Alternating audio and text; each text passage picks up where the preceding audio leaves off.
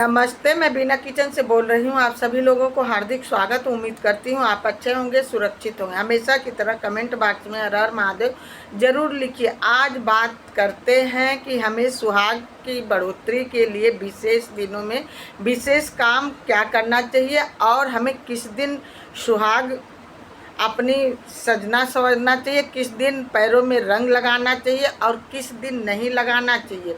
ये सब विशेष जानकारी हो। लेकिन आजकल की जो बहन बेटियां हैं जिनकी नई नई शादियां हुई है उनको पता नहीं है, तो उनके लिए, जो जानते हैं उनके लिए तो नहीं है। अच्छी बात है, आप अपने घर में बताया करो, क्योंकि नई जो पीढ़ी है, जनरेशन, उनको ज़रूर बताना चाहिए। सुहागिन महिलाएं, बुधवार का दिन बहुत ही अच्छा है। बुधवार के दिन विशेष करके सुहाग की चीज़ें अपनी खरीदे भी और सुहाग की चीज़ें अपने सजे धजे, क्योंकि बुधवार वाला दिन बहुत ही अच्छा दिन है।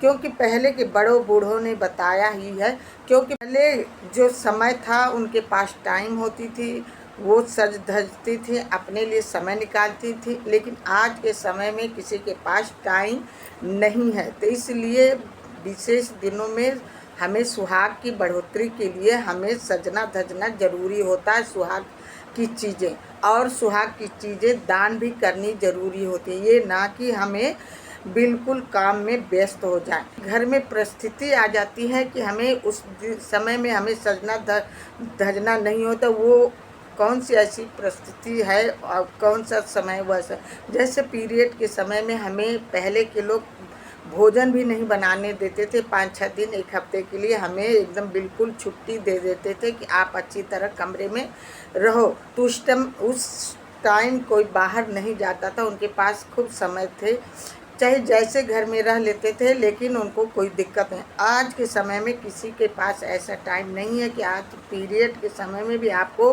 बाहर जाना है तो बाहर जाओ, कंघी कर लो। कंघी करने के लिए कोई मनाही नहीं होती है, लेकिन पीरियड के समय में पीला सिंदूर नहीं लगाना चाहिए। बाहर जाना, कंघी करके आप बाहर खूब जाओ, घूमो, कोई काम है, कार्य है, कार्य करके आओ।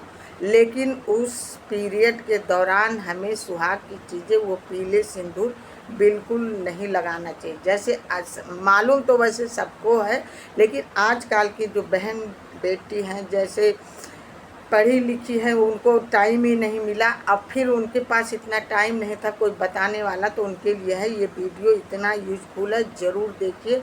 छोटी की बढ़ोतरी के लिए बहनें पैर ज़रूर रंगें। ना तो शनिवार और बुधवार वाले दिन, हफ्ता में एक दिन पैर में महावर जरूर लगाएं। इससे माँ लक्ष्मी खुश होती हैं, घर में बढ़ोतरी होती है। जिस घर में बहू बेटी के पैरों में महावर होती है, वहाँ बहुत ही अच्छा, बहुत शुभ संकेत होता है और सुहाग की बढ़ोतरी भी होती है। तो इसलिए विशेष ध्यान देना चाहिए कि तीज त्यौहार पर तो खास करके ऐसा ना हो कि पैर में महावर ना लगे। तीज त्यौहार पर खास करके पैरों में महावर रंग अवश्य लगाएं। रंग के पैर, अपना पैर रंग करके अपने बड़े बूढ़ों का पैर छू के आशीर्वाद अवश्य लिया करें, क्योंकि ये सब चीज़ें करने से हमारे सुहाग की बढ़ोतरी होती है। नहा करके, सिर धो करके, कहीं कहीं किसी किसी राज्य में है कि मुंह में कुछ डाल करके, जैसे कोई एक चीज़ चीनी है डाल करके तब सिंदूर लगाना चाहिए। लेकिन हमारे तरफ तो ऐसा है, नहा करके तुरंत पहले सिंदूर लगा करके तब कोई कार्य करना चाहिए। लेकिन आप अपने घर में ज़रूर पूछ लिया करें कि आप नहा करके फ़ौरन सिंदूर लगाना चाहिए कि नहीं लगाना चाहिए। मुंह में कुछ डाल के लगाना है तो मुंह में डाल के तब सिंदूर लगा करके तभी कोई कार्य करें, क्योंकि ये हमारे सुहाग की बढ़ोतरी है। ये सुहाग की बढ़ोतरी इसलिए है, हमें नहा करके तुरंत मांग में सिंदूर होना चाहिए। कहा जाता है कि भगवान सीता माता सिंदूर लगाई थी।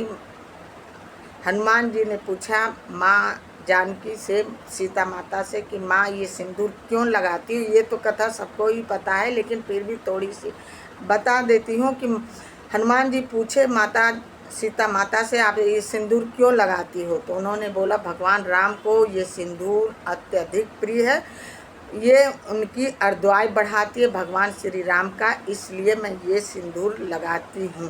तो इसलिए भगवान हनुमान जो हैं पूरा सिंदूर ही अपने ऊपर डाल लिए थे।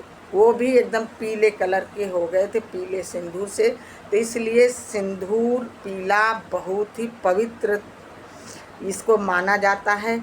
इसलिए ये सीता माता जब अपने सुहाग की बढ़ोतरी के लिए मांग में सिंदूर लगाती थी, पैरों महावर लगाती थी, अपनी बड़ों की इज्जत करती थी। तो हम आप एक आम इंसान हैं, तो हमें अपने सुहाग की बढ़ोतरी के लिए खास दिनों में ये सब चीज़ करनी चाहिए। मुख्य दरवाजे पर बैठ के, मेन देहरी पर बैठ करके कभी कंघी ना करें, न कभी सिंदूर लगाएं। और संध्या के समय कभी बाल झाड़ करके संध्या गोदबेलिया बेला में, दोनों बेला बखत मिलती रहे, उस टाइम भी सिंदूर नहीं लगाना चाहिए। पैर रंग करके हमें तुरंत पैर नहीं धोना चाहिए, ये चीज़ ध्यान देना चाहिए। चूड़ी पहन करके तुरंत नहाना नहीं चाहिए। हमें सिंदूर लगा करके तुरंत बाल नहीं धोना चाहिए। ये छोटी छोटी चीज़ें हमें सीखना चाहिए और ये छोटी छोटी चीज़ें विशेष महत्व होती है। बाल बांधकर सिंदूर लगा करके तुरंत बाल नहीं धोना चाहिए, क्यों? ये बहुत बहुत अशुभ माना जाता है। नहा धो करके श्रृंगार करना चाहिए। बाल धो करके, मतलब बाल बांध करके श्रृंगार करके नहाना नहीं चाहिए, कदापि ऐसा भूल से भी नहीं करना चाहिए। ना खास दिनों में खास चीज़ें करना ज़रूरी होता है, जैसे तीज त्यौहार पर सजना होता है, शादी ब्याह में सजना होता है। अपने सुहाग की बढ़ोतरी के लिए ही हमें सिंदूर हर रोज़ लगाना चाहिए।